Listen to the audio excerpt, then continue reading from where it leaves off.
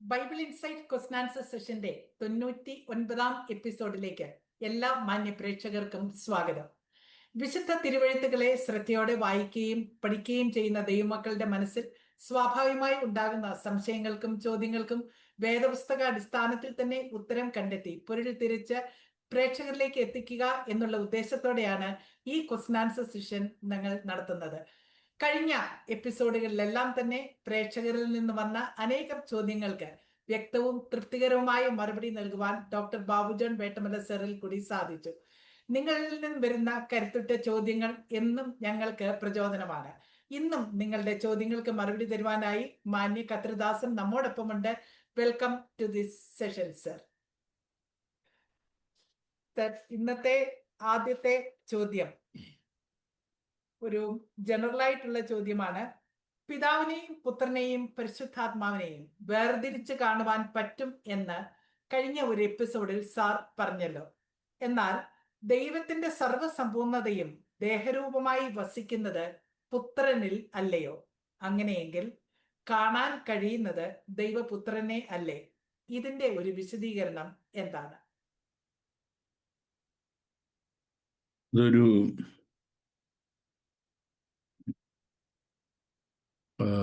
നമ്മൾ ഓൾറെഡി മറുപടി പറഞ്ഞിട്ടുള്ള ഒരു ചോദ്യമാണ്. രണ്ടാമത് അതിന്റെ മറുപടി പറയേണ്ട ഒരു ആവശ്യമില്ല. പക്ഷെ ചോദ്യകർത്താവിനോട് ഉള്ള ബഹുമാനം കൊണ്ട് നമുക്ക് മറുപടി പറയാം. ഈ പരമ്പരയിലുള്ള നമ്മുടെ ഈ പ്രോഗ്രാമിലെ ഒരു മറുപടിയും എൻ്റെ ധാരണ, എൻ്റെ മനസ്സിലാക്കലുകൾ അല്ല, എൻ്റെ ചിന്തകൾ അല്ല. നോ, തിരുവെഴുത്ത് എന്ത് പറയുന്നു എന്ന് മാത്രമേ ഞാൻ പറയത്തുള്ളൂ. തിരുവെഴുത്തിൽ എവിഡൻസ് ഉണ്ടോ? ചിലത് തിരുവെഴുത്തിന് പുറത്തുനിന്നുള്ള ചോദ്യമാണ്. അത് ഹിസ്റ്ററിയിൽ നിന്നായിരിക്കും, അല്ലെ ഫിലോസഫിയിൽ നിന്നായിരിക്കും, അല്ലെ പൊളിറ്റിക്കൽ സയൻസിൽ നിന്നായിരിക്കും. എനിക്ക് അറിയാമെങ്കിൽ അവിടെ നിന്ന് അതിന് മറുപടി പറയും, ഇല്ലെങ്കിൽ ബൈബിളിൽ നിന്നാണ്. ബൈബിളിൽ പിതാവിനെയും പുത്രനെയും പരിശുദ്ധാത്മാവിനെയും മൂന്നായിട്ട് കാണുന്നു. ബൈബിൾ അങ്ങനെ കാണുന്നെങ്കിൽ അത് എൻ്റെ അഭിപ്രായമല്ലല്ലോ. എന്നോട് ചോദിച്ചിട്ടല്ല പിതാവും പുത്രനും പരിശുദ്ധാത്മാവും മൂന്നായിട്ട് നിന്നവിടെ ആണോ? അല്ലല്ലോ, എന്നോട് ചോദിച്ചിട്ടല്ലല്ലോ. ഇങ്ങനെ ദൈവപ്രത്യക്ഷതയിലൊക്കെ ഈ മൂന്ന് വ്യത്യസ്തമായ പേഴ്സണാലിറ്റീസ് കാണാൻ കഴിയുമല്ലോ. ഇനി ഈ ദൈവം മനുഷ്യരൂപത്തിൽ പ്രത്യക്ഷപ്പെടുന്നു എന്ന് പറയാൻ നിർത്തും. ഈ മൂന്ന് പേരായിട്ട് കാണുന്നുണ്ടല്ലോ. അവരുടെ ഡിസ്റ്റിങ്റ്റീവ് ഫങ്ഷൻസും ഇവിടെ പറഞ്ഞിട്ടുണ്ടല്ലോ. അവരുടെ ഹൈറാർക്കിക്കൽ ഓർഡറും, തത്വത്തിൽ രണ്ടാമൻ, തത്വത്തിൽ മൂന്നാമൻ എന്ന് പറയുന്നത് ഹൈറാർക്കിക്കൽ ഓർഡർ ഇല്ലേ? ഇതൊന്നും ഞാൻ ഉണ്ടാക്കിയതല്ലല്ലോ. അപ്പോ ബൈബിളിൽ ഒരു കാര്യം ഇങ്ങനെയാണെന്ന് പറഞ്ഞിരിക്കെ അതിന് വിരുദ്ധമായിട്ടൊരു ഐഡിയ പറയേണ്ട കാര്യം എനിക്കില്ല. ദൈവം എന്നിൽ നിന്ന് ആഗ്രഹിക്കുന്നില്ല. If the Bible says so, I say yes, the Bible says so. പുത്രനല്ലോ ദൈവത്തിന്റെ സകല സമ്പൂർണതയും ദേഹരൂപമായി ഇറങ്ങി വസിക്കുന്നത്. പുത്രനെ കണ്ടാൽ മതിയല്ലോ, പുത്രൻ്റെ അല്ലേ കാണാൻ ഒക്കത്തുള്ളൂ. മതിയെന്നേ, അതിൽ കൂടുതൽ കാണാൻ ആരും ഞാൻ പറഞ്ഞില്ലല്ലോ. പക്ഷെ എന്തുവാ ഈ പറഞ്ഞതിന്റെ അർത്ഥം? എന്തുവാ? ദൈവത്തിന്റെ ഗുണങ്ങൾ, God's great qualities. ദൈവം നീതിമാനാണ്, ദൈവം വിശുദ്ധനാണ്. നീതിയും വിശുദ്ധിയും, ഈ രണ്ട് കാര്യങ്ങളുടെ ബൈഫർക്കേഷൻ, അത് ബാക്കി മുഴുവൻ ദൈവം ശക്തനാണ്, ഉന്നതനാണ്. ഇതെല്ലാം പിന്നെ വരുന്നത് ഇതിനകത്ത് വരുന്നതാണ്. ഇതൊക്കെ നമുക്കെങ്ങനെ അറിയാം? ഇതിൻ്റെ എല്ലാം മാനിഫെസ്റ്റേഷൻ അല്ല, ഇതിൻ്റെ എംബോഡിമെൻ്റ് ആണ് യേശു ക്രിസ്തു. ദൈവത്തിൻ്റെ എല്ലാ സൽഗുണങ്ങളും പുത്രനിൽ കാണുന്നു. ദൈവം പിതാവ് വിശുദ്ധനായിരുന്നു പോലെ പുത്രന് വിശുദ്ധനായിരുന്നു. രണ്ട് പിതാവ് നീതിമാനായിരുന്നു പോലെ പുത്രൻ നീതിമാനായിരുന്നു. അപ്പം പിതാവിൻ്റെ സ്നേഹം പുത്രനാണ് പ്രകടിപ്പിച്ചത്. അല്ലേ? പുത്രൻ തന്നെ തന്നെ ക്രൂശിൽ തന്നില്ലായിരുന്നെങ്കിൽ ദൈവത്തിന് എങ്ങനെ ദൈവസ്നേഹം പ്രകടിപ്പിക്കാൻ കഴിയുമായിരുന്നു? ദൈവത്തിന്റെ സകല ഗുണലക്ഷണങ്ങളും, പിതാവായ ദൈവത്തിന്റെ സകല ഗുണലക്ഷണങ്ങളും പുത്രനായ യേശു ക്രിസ്തുവിൽ നിറഞ്ഞു നിൽക്കുന്നു. അതിന്റെ അർത്ഥം ഇനി നമുക്ക് പിതാവിനെ വേണ്ട, ഇനി പരിശുദ്ധാത്മാവ് വേണ്ട, പുത്രനിൽ എല്ലാം നിറഞ്ഞിരിക്കുന്നത് എന്നല്ല. അത് വളരെ തെറ്റിദ്ധാരണാജനകമായ ഒരു ധാരണയാണ്. അങ്ങനെ ധാരണ ആരും കൊണ്ട് നടക്കരുത്. ശരിയായ ഐഡിയ കൊണ്ട് നടക്കാവൂ. 3 പേരെ 3ആയിട്ട് കാണാൻ കഴിയും. ഇനിയും 3 പേരിൽ പിതാവിന്റെ സകല ഗുണങ്ങളും പുത്രനുണ്ട്. പുത്രനിൽ കൂടെ അല്ലാതെ പിതാവിന്റെ ഒരു സൽഗുണവും നമുക്ക് മനസ്സിലാക്കാൻ കഴിയത്തില്ല. Except through the Son, no one can enter into the presence of God. We don't have any connection directly to God the Father. Only through Son. Only through Son. That is the truth of it. Okay, sir. Thank you very much. അടുത്ത ചോദ്യം, 1 കൊരിന്ത്യർ 3-ാം അധ്യായം 1-ാം വാക്യത്തിൽ, എന്നാൽ സഹോദരന്മാരെ, നിങ്ങളോട് എനിക്ക് ആത്മീകന്മാരോടെന്ന പോലെയല്ല, ജഡീകന്മാരോടെന്ന പോലെ, ക്രിസ്തുവിൽ ശിശുക്കളായവരോടെന്ന പോലെ അത്രേ സംസാരിപ്പാൻ കഴിഞ്ഞുള്ളൂ. കൊലോസി ലേഖനം 1-ാം അധ്യായം 28-ാം വാക്യത്തിൽ അപ്പോസ്തലനായ പൗലോസ് ഇപ്രകാരം എഴുതുന്നു, അവനെ, ക്രിസ്തുവിനെ ഞങ്ങൾ അറിയിക്കുന്നതിൽ ഏതു മനുഷ്യനെയും ക്രിസ്തുവിൽ തികഞ്ഞവനായി നിർത്തേണ്ടതിന് ഏതു മനുഷ്യനെയും പ്രബോധിപ്പിക്കുകയും ഏത് മനുഷ്യനോടും സകല ജ്ഞാനത്തോടും കൂടെ ഉപദേശിക്കുകയും ചെയ്യുന്നു. ചോദ്യകർത്താവിന്റെ ചോദ്യം, ക്രിസ്തുവിൽ ശിശുക്കൾ, ക്രിസ്തുവിൽ തികഞ്ഞവർ എന്നതിന്റെ അർത്ഥം എന്താണ്? ചോദ്യം തുടരുന്നു, ക്രിസ്തുവിൽ ശിശുക്കളായവർ കർത്താവിന്റെ വരവിൽ എടുക്കപ്പെടുകയില്ലേ? അവർ തള്ളപ്പെടുമെന്നാണോ അർത്ഥമാക്കുന്നത്? ഈ സിനോറിയ എല്ലാം പറഞ്ഞിട്ട് ലാസ്റ്റിൽ 2 ചോദ്യം ചോദിച്ചാൽ ഈ സിനോറിയെ കൂടെ എല്ലാം പോയി മറുപടി കിട്ടത്തുള്ളൂ.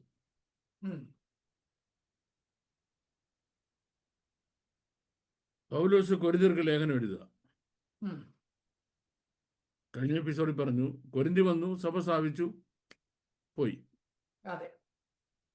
പിന്നെ ചെന്ന് എഫെസോസില. എഫെസോസിൽ വെച്ച് ഈ കൊരിന്ത് സഭയെ പറ്റി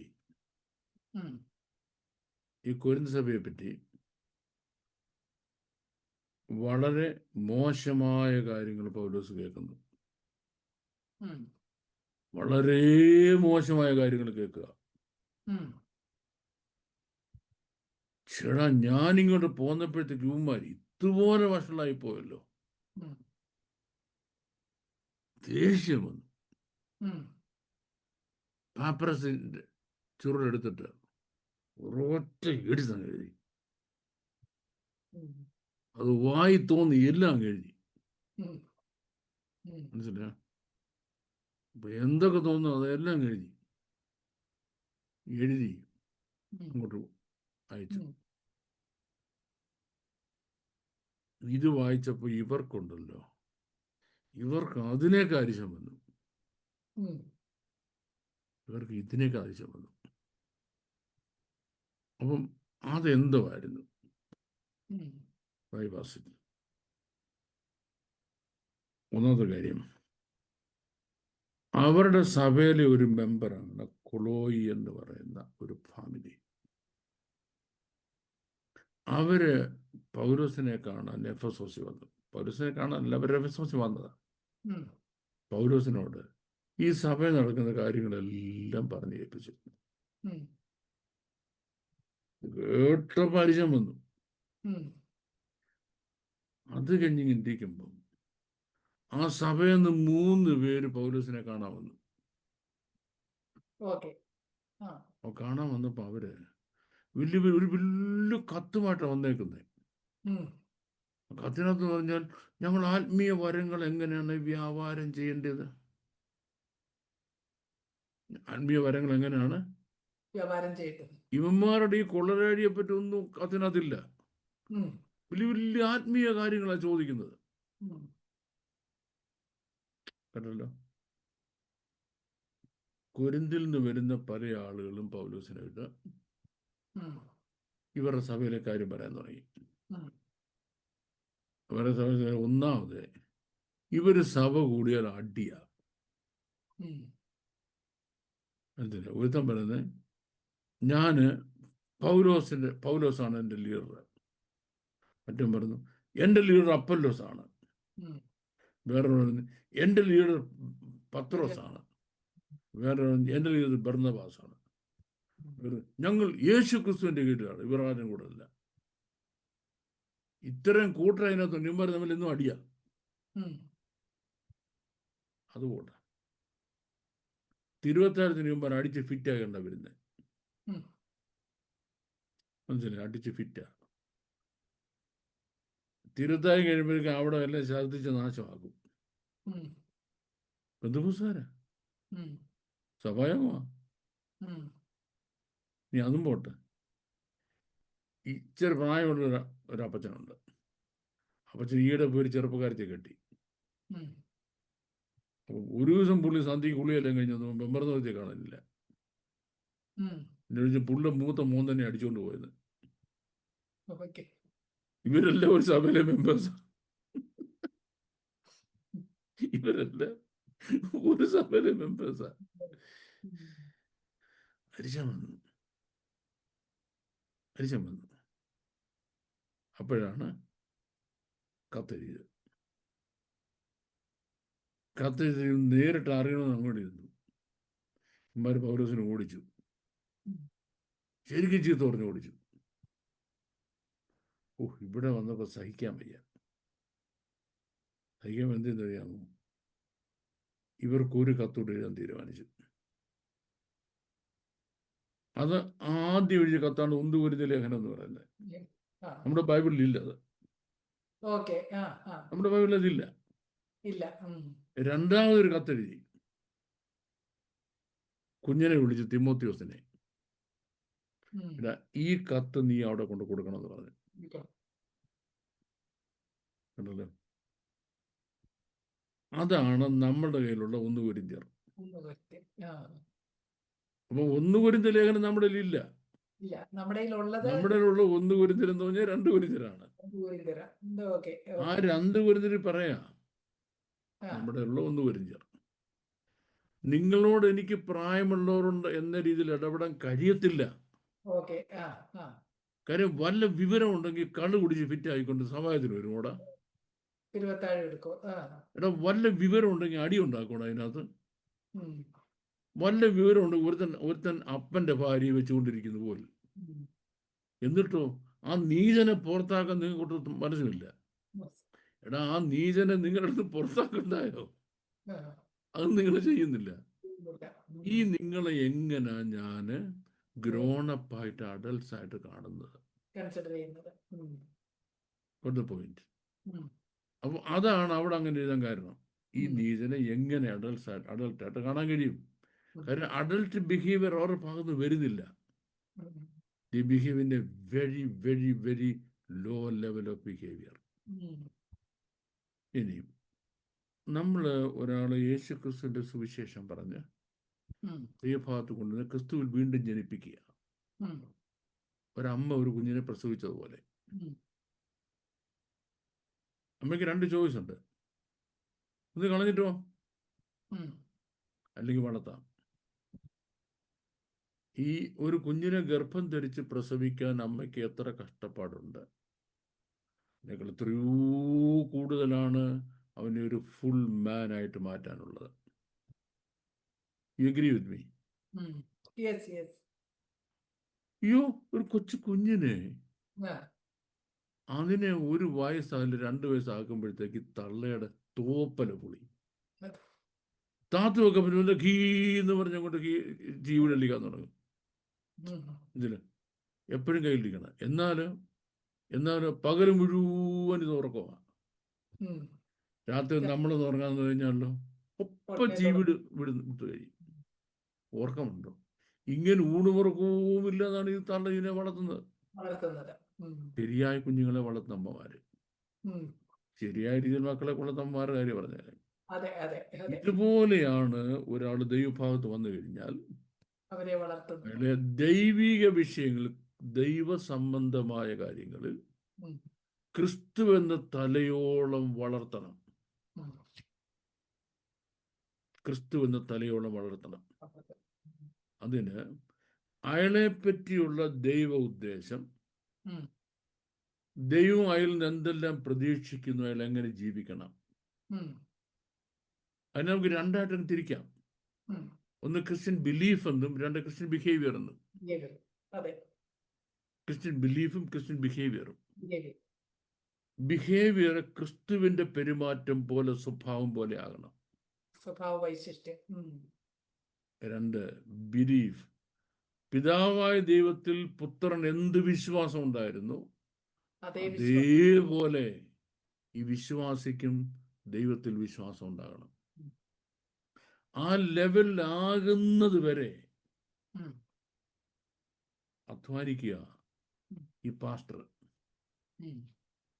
അതിനുള്ള സഹിഷ്ണുതയോ അറിവോ ഈ അപ്പനില്ലെങ്കിൽ, ഈ പാസ്റ്റർക്ക് ഇല്ലെങ്കിൽ, പൊന്നു കുഞ്ഞു നീ ഈ പണിക്ക് പോകരുത്. ഈ പണിക്ക് പോകരുത്. കാരണം എന്താ? നിനക്കറിയത്തില്ല ഇതുങ്ങളെ കെയർ ചെയ്യാൻ, വളർത്താൻ അല്ലേ? ഞാൻ ഇംഗ്ലണ്ടിൽ വന്ന ആദ്യ കാലത്ത് ഈ ഇവിടുത്തെ പല കാര്യങ്ങളും പഠിക്കണമല്ലോ. ഞാനൊരു ഹ്യൂമൻ റൈറ്റ്സ് ഓർഗനൈസേഷൻ വർക്ക് ചെയ്യാൻ വന്നതാണ്. അതുമായിട്ട് ബന്ധപ്പെട്ട് ഈ ചാരിറ്റീസുമായിട്ട്, അതിൻ്റെ പ്രവർത്തനങ്ങളുമായിട്ട്, കമ്മ്യൂണിറ്റീസുമായിട്ടൊക്കെ ബന്ധപ്പെട്ട് പ്രവർത്തിക്കണം. അപ്പം ഒരു ചാരിറ്റി ഷോപ്പിൽ ഒരു ഷോർട്ട് ടൈം എനിക്ക് ഒരു 3 മാസം പോയി ജോലിക്ക്. ശമ്പളമൊന്നും തരത്തില്ല, മനസ്സിലാക്കി എങ്ങനെ റൺ ചെയ്യുന്നത്. ഈ ചാരിറ്റി ഷോപ്പിൻ്റെ മാനേജറിനോട് പറഞ്ഞു, അയാൾക്ക് 8 ഭാര്യമാരുണ്ടായിരുന്നു. ഇപ്പം ഒരു ഭാര്യയോട്ട് കോൺട്രാക്റ്റിൽ നിൽക്കുക, മീൻസ് അവൾക്ക് പ്രസവിക്കാൻ ഇഷ്ടമല്ല, ഒരുമിച്ച് താമസിക്കാന്നുള്ള കോൺട്രാക്റ്റിൽ നിൽക്കുക. 8 ഭാര്യമാരിൽ കൂടെ എത്ര മക്കളുണ്ടായിരുന്ന എനിക്ക് അറിയത്തില്ല, ഇപ്പോഴും ഓർമ്മയുമില്ല. നിങ്ങൾക്ക് എവിടാന്നൊന്നും അറിയത്തില്ല. നമുക്കൊരു 16 പിള്ളേരെ നൽകാൻ 2 വെച്ച് ഈസ്റ്റ് 16 സാമൂഹ്യ വിരുദ്ധരെ സമൂഹത്തിന് കൊടുക്കാനല്ലേ കഴിഞ്ഞുള്ളൂ. 16 സാമൂഹ്യ വിരുദ്ധരെ പ്രൊഡ്യൂസ് ചെയ്തു. കോൺട്രിബ്യൂഷൻ അതൊരു ഗ്രേറ്റ്നെസ് അല്ല. ഒരു മകനെ ജനിപ്പിച്ച് ദൈവഹിത പ്രകാരം വളർത്തിയെടുത്ത പിതാവോ സമൂഹത്തിൽ മാന്യനാണ്. ഇതോ ഒരു കാര്യമല്ലോ. എൻ്റെ സഭയിൽ 5000 ആൾക്കാർ കൂടി വരുന്നു. എടാ, 5000 ആൾക്കാർക്ക് ഒരെണ്ണത്തിനെങ്കിലും വല്ല വിവരമുണ്ടോ ദൈവസംബന്ധമായ കാര്യങ്ങളിൽ? ദൈവവിഷയമായ കാര്യങ്ങളിൽ നിന്റെ സഭാവിശ്വാസികൾക്ക് എന്തെങ്കിലും ബോധമുണ്ടോ? ഇല്ലല്ലോ. അപ്പൊ ക്രിസ്തു എന്ന തലയോളം വളർത്തണം. അപ്പൊ എങ്ങനെ കൊടുത്താ വളർത്തുന്നത്? ദൈവത്തെക്കുറിച്ചുള്ള പരിജ്ഞാനത്തിൽ വളരണം. കൊലശീലൻ 1-ാം അധ്യായം നല്ലപോലെ അത് വ്യക്തമാക്കുന്നുണ്ട്. ദൈവത്തെക്കുറിച്ചുള്ള അറിവിൽ, പരിജ്ഞാനത്തിൽ വളർന്ന് ക്രിസ്തുവിന്റെ പരിജ്ഞാന പൂർത്തി പ്രാപിക്കണം. ഇനി നമ്മുടെ ക്വസ്റ്റ്യൻ ചോദിച്ച ആള് നമ്മൾക്ക് ആൻസർ പറയാൻ കഴിയാത്ത ഒരു ചോദ്യം ചോദിച്ചിട്ടുണ്ട്. നമ്മുടെ എൻ്റെ റേഞ്ചിലുള്ള ഒരു ചോദ്യമല്ല. ആ പരിജ്ഞാന പൂർത്തി പ്രാപിച്ചില്ലെങ്കിൽ സ്വർഗത്തിൽ പോകും. അത് ഞാനല്ലല്ലോ തീരുമാനിക്കേണ്ടത്. ആര് സ്വർഗത്തിൽ പോകണം, ആര് സ്വർഗത്തിൽ പോകണം തീരുമാനിക്കുന്നത് അത് ദൈവം തൻ്റെ സോവറീനിറ്റിയിൽ തീരുമാനിക്കുന്ന കാര്യമാണ്. പക്ഷെ എനിക്ക് അതിനകത്ത് ചില പെർസ്പെക്റ്റീവ്സ്, ചില വീക്ഷണങ്ങൾ പറയാം. അത് ബിബ്ലിക്കലാണ് താനും. എൻ്റെ പേഴ്സണൽ വീക്ഷണമല്ല, ബിബ്ലിക്കലാണ് താനും. വേദപുസ്തക അടിസ്ഥാനത്തിൽ. നാം തൻ്റെ പുത്രനായ യേശു ക്രിസ്തുവിൻ്റെ മഹത്വം പ്രാപിക്കുന്നതിനല്ലോ അവൻ നിങ്ങളെ ഞങ്ങളുടെ സുവിശേഷ പ്രകാരം രക്ഷയ്ക്ക് വിളിച്ചത്. യേശു ക്രിസ്തുവിൻ്റെ മഹത്വം പ്രാപിക്കണം, അവനെ വിളിച്ചത്. അതിന് ഇനവിറ്റബിൾ ആണ് ക്രിസ്തുവിനെ പറ്റിയുള്ള അറിവ്. ക്രിസ്തുവിനെ പറ്റിയുള്ള അറിവ് ഞാൻ സാധാരണ പറയാറുള്ളൊരു കാര്യമാണ്. ചെറുപ്പത്തിലെ ഒരു ഒരു ഒരു ചെറിയ പെൺകുട്ടി ഒരു വീട്ടിൽ കണ്ടിട്ട് ഒരാൾ ആ പെണ്ണിൻ്റെ അപ്പനോട് പറയുന്നു, ഇവളെ വളർന്നു വരുമ്പോൾ എൻ്റെ മോനെ കൊണ്ട് കല്യാണം കഴിപ്പിക്കണം. നല്ല ഫാമിലി കൊണ്ട് സമ്മതിച്ചു. രണ്ട് രാജ്യം, ഇവള് കേരളത്തിലും അവൻ അമേരിക്കയിലും വന്നിരിക്കട്ടെ. അവൻ പഠിച്ച് വളർന്ന് വലിയ സോഫ്റ്റ്വെയർ എഞ്ചിനീയറായി. ഈ കൊച്ചു നല്ല മിടുക്കിയായിട്ട് 5ാം ക്ലാസ് വരെ വന്നു. സ്കൂൾ ഫസ്റ്റ് ആയിരുന്നു. 5ാം ക്ലാസ് ആയപ്പം ഇവൾക്ക് ഒരു മാനസിക വൈകല്യം ഉണ്ടായി. അവിടെ വെച്ച് അവളുടെ മനസ്സിന്റെ ഗ്രോത്ത് നിന്നുപോയി. അവിടെ വരെ മെന്റൽ ഗ്രോത്ത് ഉള്ളൂ. ബോഡി വളർന്നു, ഫുൾ ബോഡിയാ. 18 വയസ്സുള്ള പെണ്ണിന്റെ ഒത്ത വളർച്ചയുള്ള നല്ല സുന്ദരിയായ വെള്ള. പക്ഷെ മൈൻഡിന്റെ ഗ്രോത്ത് 5ാം ക്ലാസ് നീക്കുക. ഇവര് തമ്മിലുള്ള വാക്ക് പറഞ്ഞത് ഈ പെണ്ണിനെ ചെറുക്കനോട് കല്യാണം കഴിപ്പിക്കാനാ. ഈ 5ാം ക്ലാസിന്റെ മാനസിക വളർച്ചയുള്ള പെണ്ണിനെ കല്യാണം കഴിച്ചുകൊണ്ട് എന്തോ ചെയ്യാനാ?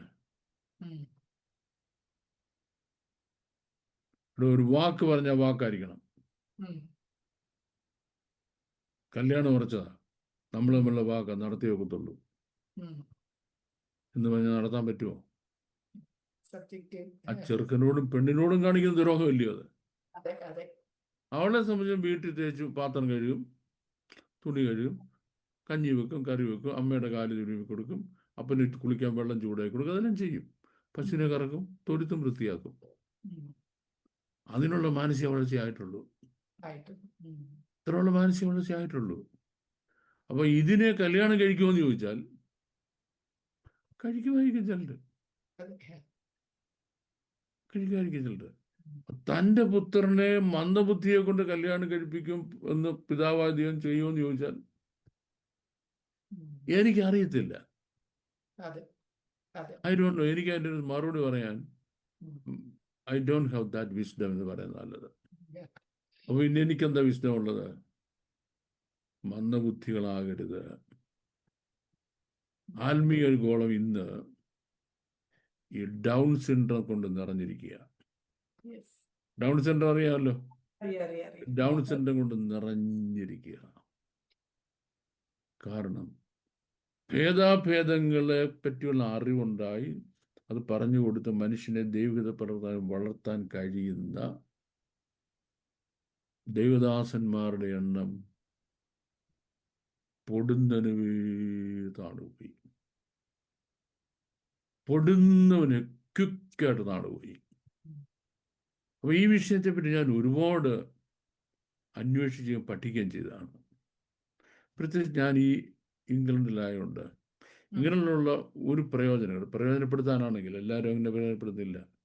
നമ്മൾക്ക് ലോക ആഗോള തലത്തിൽ ഒരു കാര്യത്തെ പറ്റി പഠിക്കാനുള്ള ഫെസിലിറ്റി ഒരുപാട് കൂടുതലാണ് ഇവിടെ. ഒത്തിരി കൂടുതലാണ്.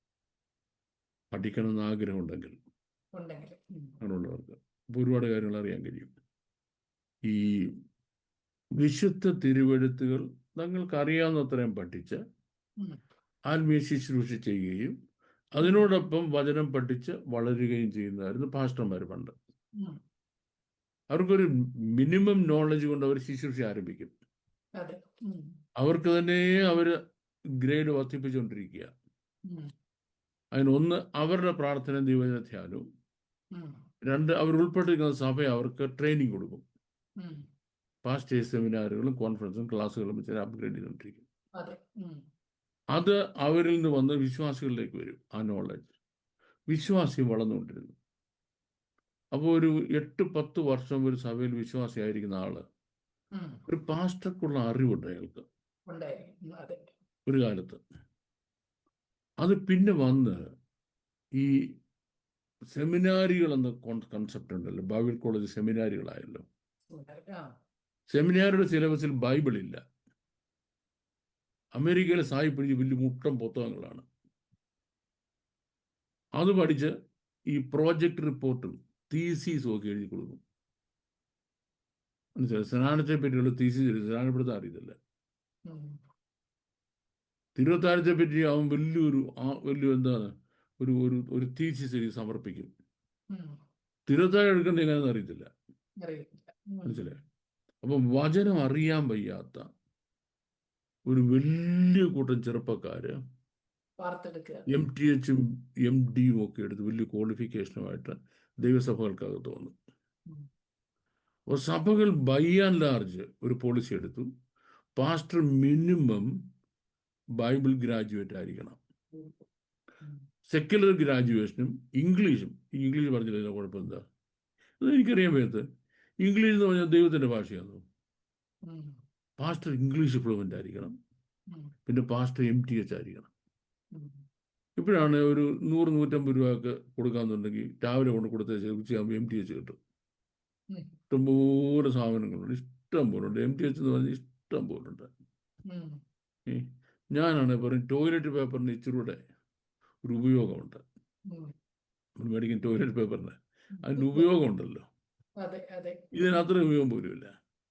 ഇവരെല്ലാം കൂടെ സഭയ്ക്കകത്തോട്ട് കയറി. അപ്പം അവർക്ക് പ്രസംഗം ഉണ്ടാക്കാനേ അറിയത്തുള്ളൂ. അത് വേദപുസ്തകമല്ല.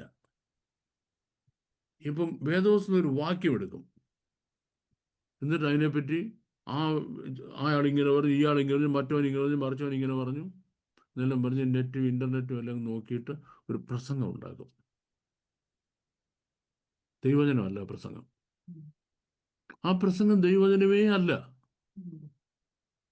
അപ്പോൾ എന്ത് പറ്റും? ഇത് കേട്ട് കേട്ട് കേട്ട് കേട്ട് ജനത്തിൻ്റെയും ആത്മീയ നിലവാരം തകർന്നു. അപ്പോൾ ഈ സെമിനാറിൽ നിന്ന് ഇറങ്ങി വന്ന ഈ കക്ഷികൾ അവർ തന്നെ ഭയങ്കര ഡിക്ലൈൻ ഉണ്ടാക്കി സുവിശേഷ ലോകത്ത്. Deep decline.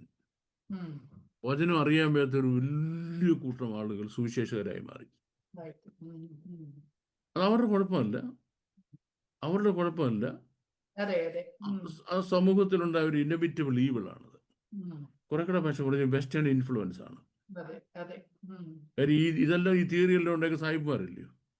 BTH-ന്റെ MTH-ന്റെ MD എന്നൊക്കെ പറയുന്ന സിലബസിലാണ് സാഹിബ്മാരുണ്ടാക്കിയതാണ്. അത് കേരളത്തിൽ ഇൻട്രൊഡ്യൂസ് ചെയ്യുന്ന പറഞ്ഞാൽ അവർക്ക് പൈസ കിട്ടും. ഈ ചെക്കന്മാർക്ക് ഒരു കുന്തം അറിയത്തില്ല. ഇവർ കാരണം ദൈവസഭകളും വചനം അറിയാൻ വയ്യാത്തവരായി മാറി. Now there's a question. ഞാൻ ഈ പറഞ്ഞ സ്റ്റേറ്റ്മെന്റ് ഞാൻ എങ്ങനെ സബ്സ്റ്റാൻഷിയേറ്റ് ചെയ്യും? ഏത് വൃക്ഷത്തെയും ഫലം കൊണ്ട് തിരിച്ചറിയാം. കാരണം ആ നിൽക്കുന്നത് വരിക്കപ്പലാവല്ല കൂഴപ്പലാവാണെന്ന് ഞാൻ പറഞ്ഞാൽ തെളിയിക്കാൻ ഒറ്റ മാർഗം അതിന്റെ ചക്ക പഴുക്കുകയുള്ളൂ. ചക്ക ഉണ്ടാകുമ്പോൾ അറിയാൻ പറ്റത്തില്ല. ചക്ക പടഞ്ഞു വരുമ്പോഴും അറിയത്തില്ല. ചക്ക പഴുക്കുന്ന ഒരു സമയമുണ്ട്, അന്നേരം അറിയത് കൂഴപ്പലാവാണോ വരിക്കപ്പലാവാണെന്ന്. ഇന്ന് പെന്തക്കോസ്ത് എന്ന് പേര് വെച്ചിരിക്കുന്ന ഓരോ സഭയ്ക്കകത്തും നടക്കുന്ന കാര്യങ്ങൾ, അവരുടെ ലീഡർഷിപ്പിന്റെ ലൈഫ് സ്റ്റൈൽ കർത്താവ് പറഞ്ഞ നിങ്ങളിൽ ഏറ്റവും വലിയവൻ ആരായിരിക്കണം? ദാസനായിരിക്കണം. സെർവൻ ലീഡർഷിപ്പാണ് ബൈബിളിലെ സെർവൻ ലീഡർഷിപ്പ്. കർത്താവ് കാണിച്ചെന്ന് കാൽക്കലിരിക്കുക ശിഷ്യന്മാരുടെ, അല്ലേ? ഒരു പ്രസ്ഥാനം പെന്തക്കോസ്തുകളിൽ നിന്നുണ്ടോ സെർവൻ ലീഡർഷിപ്പിൽ ലീഡേഴ്സ് ഉള്ള ഒരു പ്രസ്ഥാനമുണ്ടോ? ഒന്നുണ്ടോ? അവർ കാണിക്കുന്ന ഓരോ കാര്യങ്ങളും, ഇത് ചക്ക പഴുത്തു കഴിഞ്ഞു, ഇവർ വരിക്കച്ചക്കയാണെന്ന് കൂഴച്ചക്കയാണെന്ന് ലോകം ഇന്ന് മനസ്സിലാക്കിക്കൊണ്ടിരിക്കുക. ഇതൊരു കൂരച്ചക്കയാണെന്നോ വരിച്ചക്കയാണെന്നോ ലോകം മനസ്സിലാക്കിക്കൊണ്ടിരിക്കുക. അപ്പം ഈ വിശ്വാസികൾ ഏതാ ദൈവത്തെപ്പറ്റി ബൈബിളിനെ പറ്റി യാതൊരു വിവരമില്ലാത്ത ഈ ഉപദേശിമാരും ഇവരുടെ സഭയും എങ്ങോട്ട് പോകുമെന്ന് ചോദിച്ചു കഴിഞ്ഞാൽ, എനിക്ക് ഒരു ഡിസേൺമെൻ്റ് ഉണ്ട്. അത് ഞാൻ പറയുമ്പോൾ നിങ്ങൾക്ക് ജഡ്ജ്മെൻ്റായിട്ട് തോന്നും. അതുകൊണ്ട് നിങ്ങൾ തന്നെ ഡിസേൺ ചെയ്തു. ഞാൻ പറയാൻ പോകുന്നില്ല. എനിക്ക് ഈ ഒരു വേർഡ് ഓഫ് അഡ്വൈസ് പറയാനുണ്ടെങ്കിൽ, മര്യാദയ്ക്ക് ദൈവത്തിൻ്റെ ഇത് പ്രാർത്ഥിക്കുക, വിശുദ്ധ തിരുവെഴുത്തുകൾ വായിക്കുക. അതിൽ നിങ്ങൾക്ക് നിലനിൽക്കാനുള്ള ഫ്രൂട്ട്സ് കിട്ടും. അല്ല, ദൈവം നിങ്ങളെ നേരിട്ട് രക്ഷിക്കുകയല്ലാതെ ഈ പള്ളികളിൽ കൂടെ ഇനിയും നടക്കുമെന്ന് ആർക്കും പറയാൻ വയ്യ. That is my painful answer to that question, ma'am. Painful answer to that question. വളരെ പരിതാപകരമായ ഒരു അവസ്ഥയിൽ കൂടെ, വളരെ വളരെ വളരെ പരിതാപകരമായ അവസ്ഥ. ഇപ്പം എന്നെ സംബന്ധിച്ചോളം ഞാൻ ഒരു സിസ്റ്റത്തെ കുറ്റം പറയുമ്പോൾ തന്നെ ഒരു സൊല്യൂഷൻ എൻ്റെ ഭാഗത്തുണ്ട്. ഇവർക്ക് ആർക്കും ബൈബിൾ അറിയത്തില്ല, അങ്ങനെ പറഞ്ഞിട്ട് ഒരു ഗുണമില്ല. ഞാൻ പഠിപ്പിക്കാം.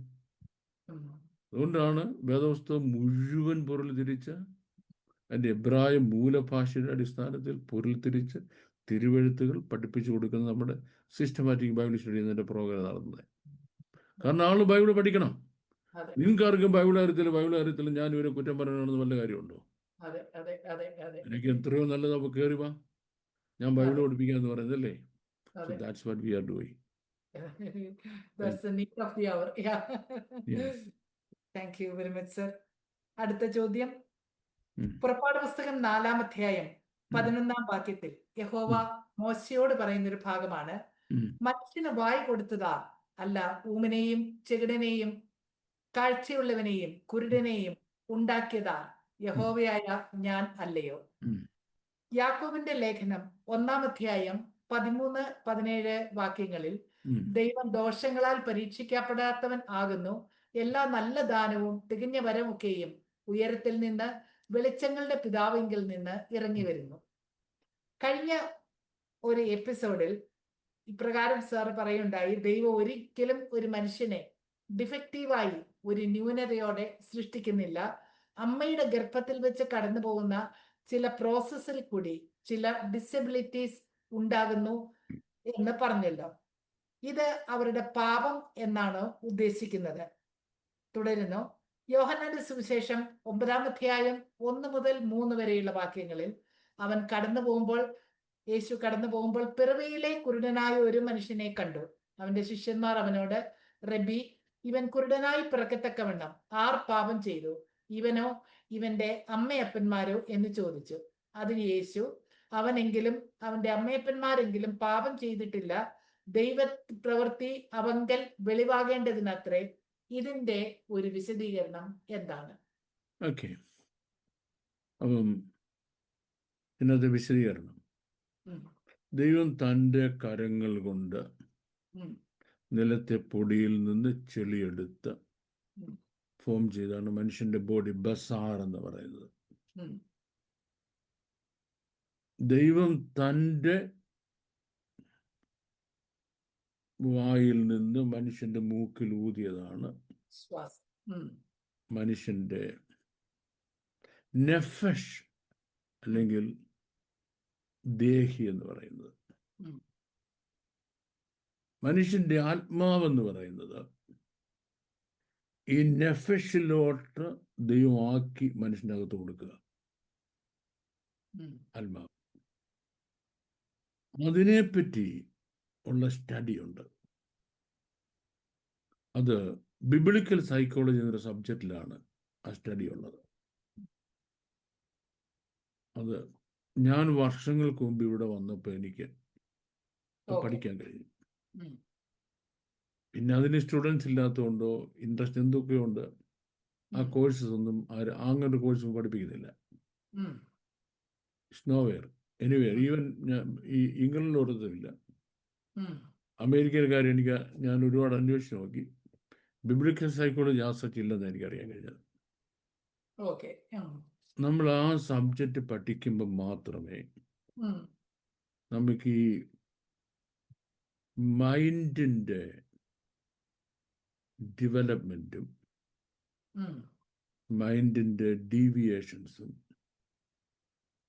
ആ മൈൻഡ് റലത്തിൻ്റെ ഡീക്കേയും മൈൻഡിലത്തിൻ്റെ മച്യൂരിറ്റിയും ഒക്കെ പഠിക്കാൻ പറ്റത്തുള്ളൂ. അപ്പം അതൊരു വേർഡിലോ ഒരു സെൻറ്റൻസിലോ ഒരു ലെക്ചർ ക്ലാസ്സിൽ പറയാൻ കഴിയുന്ന കാര്യമല്ല. അപ്പം ഞാൻ അതിന് ചെയ്യുന്നത് വിസ്ഡം ക്യാമ്പ് ഓർഗനൈസ് ചെയ്യും. ഈ നെക്സ്റ്റ് മന്തിൽ 20, 21, 22 മാഞ്ചസ്റ്ററിൽ, UK മാഞ്ചസ്റ്ററിൽ വെച്ച് വിസ്ഡം ക്യാമ്പുണ്ട്. A group of people from America are coming to join it. ഇംഗ്ലണ്ടിൻ്റെ പല ഭാഗത്തുനിന്ന് ആളുകൾ വരുന്നുണ്ട് ഈ വിസ്ഡം ക്യാമ്പിന്. ആ 3 ദിവസം ഫുൾ ടൈം എൻ്റെ അടുത്തിരിക്കുമ്പോൾ ഏതാണ്ട് ഒരു 50% മനസ്സിലാകും നമുക്ക് എന്തുകൊണ്ടാണ് ഈ മെൻ്റൽ ഡീവിയേഷൻസ് എന്നുള്ളതും നമുക്ക് അവിടെ എന്ത് ചെയ്യാൻ കഴിയുമെന്നും ആ ഡീവിയേറ്റ് ചെയ്തു പോയ മൈൻഡിനെ പ്രോപ്പറായിട്ട് കൊണ്ടുവരാൻ കഴിയുമെങ്കിൽ നമുക്ക് ചെയ്യാൻ കഴിയുന്നത്.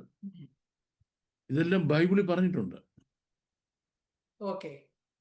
ജൂവിഷ് സേജസ് ആണ് ആ കാര്യം കണ്ടെത്തിയിട്ട് അതൊരു സെപ്പറേറ്റ് ഡിസിപ്ലിനായിട്ട് ബിബ്ലിക്കൽ സൈക്കോളജി എന്ന ഡിസിപ്ലിനായിട്ട് മാറ്റിയത്. ഓൺലി ജൂവിഷ് സേജസ്, അവരുടെ വകയിൽ മാത്രമേ ഇപ്പോഴും ആ ഇൻഫർമേഷൻ ഉള്ളൂ. ബൈബിൾ ബേസ്ഡ് ആണ്, ഫുള്ളി ബൈബിൾ ബേസ്ഡ് ആണ്. ഫുള്ളി ബൈബിൾ ബേസ്ഡ് അല്ലാത്ത ഒരു കാര്യം അതിനകത്തില്ല. ആ സബ്ജക്റ്റ് ഡിറൈവ് ചെയ്തത് ബൈബിളിലാണ്. അപ്പം കേരളത്തിൽ തന്നെ ഇപ്പം സെപ്റ്റംബർ മാസം 2 ക്യാമ്പ് വെച്ചിട്ടുണ്ട്. ഏതാ?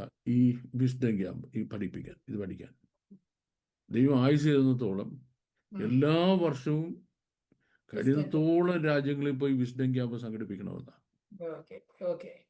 എൻ്റെ റീസൺ. ഇത്രയേ ഉള്ളൂ. ജനം നശിച്ചു പോകാൻ ഒറ്റ കാരണമേ ബൈബിളിൽ പറഞ്ഞിട്ടുള്ളൂ.